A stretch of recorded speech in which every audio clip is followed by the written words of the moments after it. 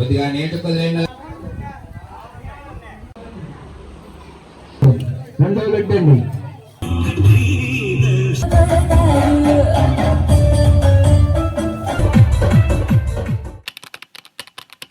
Hello అందరికీ, Vinayaka Chavithi preparation start అయిపోయాయి.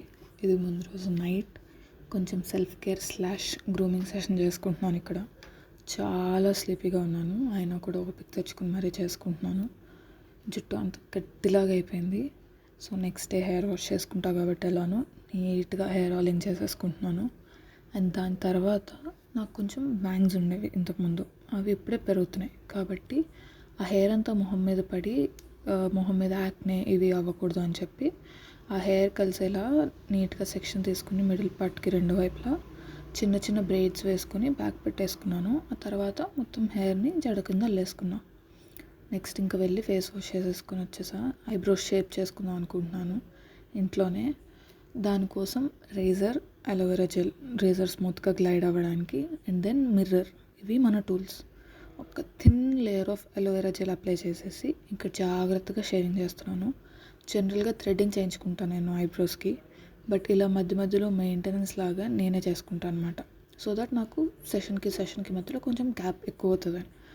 Next నాకు ఫేషియల్ హెయిర్ కూడా ఉంది సైడ్ చీక్స్కి, బట్ యాక్టివ్ యాక్నే ఉన్నప్పుడు షేవ్ చేయకూడదు కాబట్టి అవాయిడ్ చేస్తున్నాను. మీకు detail video on face shaving కావాలంటే కింద కామెంట్స్లో చెప్పండి, డెఫినెట్గా చేస్తాను. నెక్స్ట్ ఒకసారి మొత్తం అయిపోయిన తర్వాత ఫేస్ క్లీన్ చేసుకొని లిప్ బామ్ రాసేసుకుంటున్నాను. ఇది యాక్చువల్గా లాస్ట్ చేసుకోవాలి, బై మిస్టేక్ ముందే చేసేసాను. నెక్స్ట్ ఇది ఐబ్రో ట్వీజర్ అనమాట. దీనికి బ్యాక్ సైడ్ ఇలా కోమ్ వస్తుంది. దాంతో ఒకసారి నీట్గా కోమ్ చేసేసుకొని లెంత్ ఎక్కువ ఉన్న హెయిర్ అంతా ఇలా చిన్నగా సిజర్తో కట్ చేసేసుకుంటున్నాను. ఇది నేను పార్లర్కి వెళ్ళినప్పుడు వాళ్ళు చేయడం చూసి నేర్చుకున్నదే. దాని తర్వాత నాకు ఐబ్రోస్ దగ్గర ఎక్స్ట్రా ఉన్న హెయిర్ అండ్ చీక్స్ మీద ఉన్న కొంచెం స్టబ్బన్ హెయిర్ ఈ ట్వీజర్స్తో తీసేసాను. ఒక పెద్ద టాస్క్ అయిపోయినంత రిలీఫ్ వచ్చింది ఇది అయ్యాక. మొత్తం షేవింగ్ అంతా అయిపోయాక నీట్గా ఒక full coat of moisturiser apply చేస్తున్నాను. ఇక్కడ మాయిశ్చరైజర్ అనేది చాలా ఇంపార్టెంట్, అండ్ ఫేస్ షేవింగ్ చేసుకున్నాక అయితే మస్ట్, అస్సలు స్కిప్ చేయకూడదు.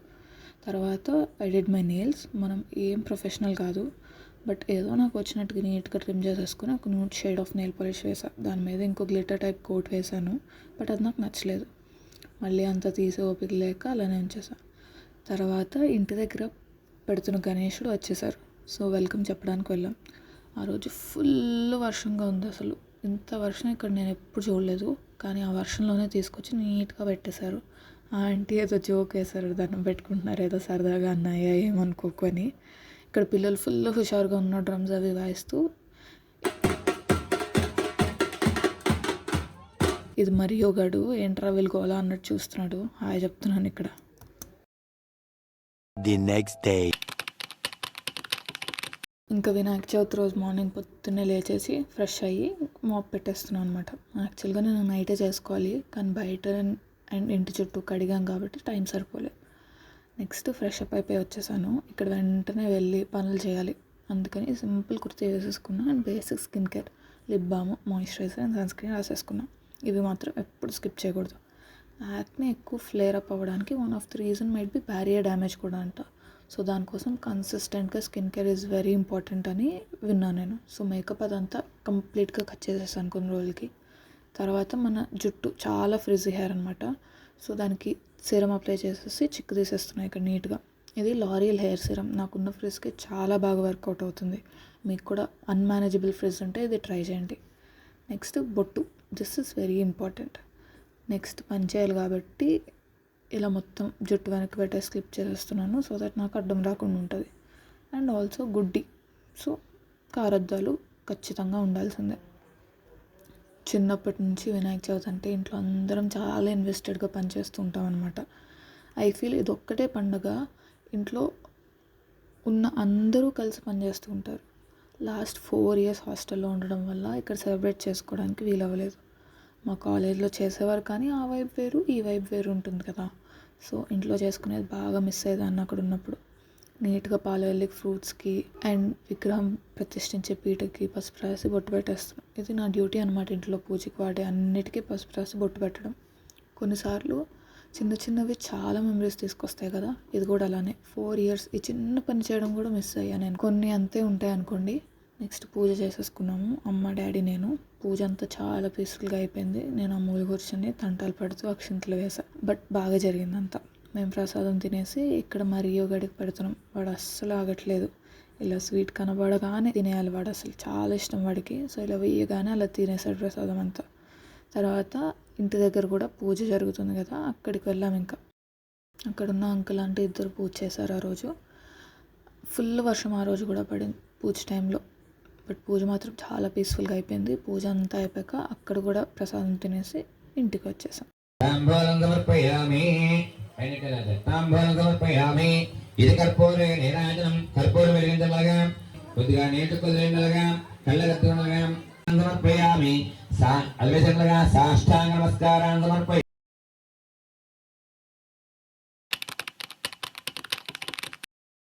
నెక్స్ట్ ఇది డే 3 అండి. ఆ రోజు అన్న సమారాధన చేశారు. నేను ఇలా రెడీ అయిపోయి బ్యాక్గ్రౌండ్లో సాంగ్స్ ప్లే అవుతూ ఉంటే వాటికి వైబ్ అవుతూ ఉన్నాను అనమాట.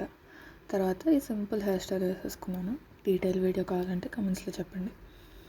నెక్స్ట్ కాలనీలో ఉన్న ఆంటీస్ అందరూ కలిసి వెజిటేబుల్ షాపింగ్లో హెల్ప్ చేశారనమాట వంట చేసే వాళ్ళకి. ఇక్కడ వంట చేసింది కూడా ఒక కుక్ ఉన్నారు, ఆయనే చేశారనమాట ఇంటి పక్కన. ఆ రోజు హడావిడి ఇదంతా లడ్డు వేలం వేస్తారు కదా, అది వేశారు. ఇక్కడ 2 లడ్డూలు ఉండే. సో ఆ 2 ఒక 2 ఫ్యామిలీస్ పాడుకున్నారు. వాళ్ళకి ఇలా లడ్డూని తల మీద పెట్టి ఇస్తున్నారు. మరి అదేమైనా ట్రెడిషన్ ఏమో నాకు పెద్దగా ఐడియా లేదు. ఊళ్ళో అందరినీ భోజనాలు పిలిచారు. సో ఇక్కడ వంటలు కూడా చాలా బాగా కుదిరాయి ఆ రోజు. ఆ దేవుడు ఆశీర్వాదం ఉంటే అన్నీ స్మూత్గా అయిపోతాయని నేను నమ్ముతాను అనమాట. అందరూ చక్కగా ఎంజాయ్ చేస్తూ తిన్నారు. అందరూ పిల్లలందరూ చక్కగా వడ్డిచ్చారన్నమాట, యాక్టివ్గా ఉన్నారన్నమాట. మెయిన్ హడావిడంతా అసలు పిల్లలదే.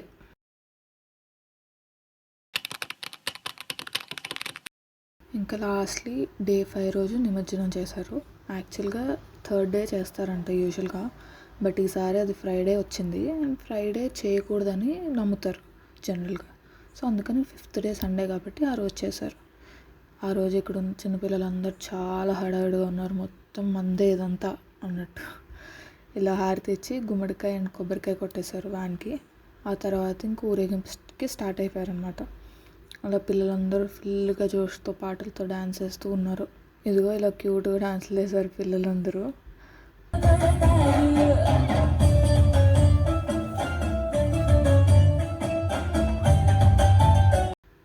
తర్వాత ఆంటీ వాళ్ళు కూడా వేశారంట. అది చూడలేదు నేను, ఉంటే అది కూడా క్లిప్ తీసేదాన్ని మా అమ్మ చెప్పిన తర్వాత.